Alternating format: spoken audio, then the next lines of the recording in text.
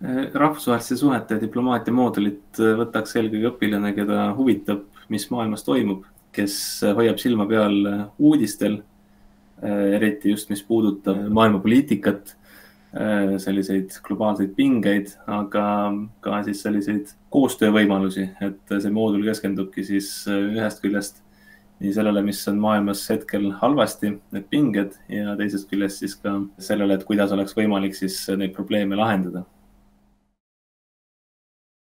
Tunnid on suuresti üles ehitatud sellisele arutlusele. Igaks tunniks on ette antud mingisugune kas lugemine või mingisuguse dokumentaalfilmi või ka mängufilmi vaatamine.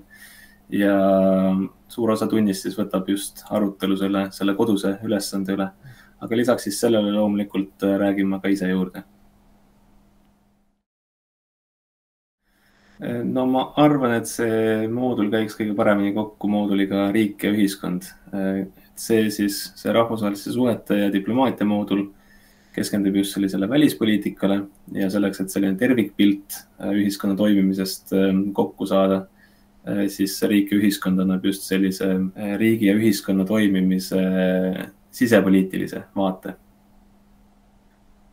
Kindlasti, kui on huvi edasi õppida näiteks rahvusvaheliseid suhteid, siis on see moodul kindlasti kasulik. Ma arvan, et see ei ole kindlasti eeldus, et see on selline, minu arvates sellised teadmised, mis kuluvad ära kindlasti igal inimesel.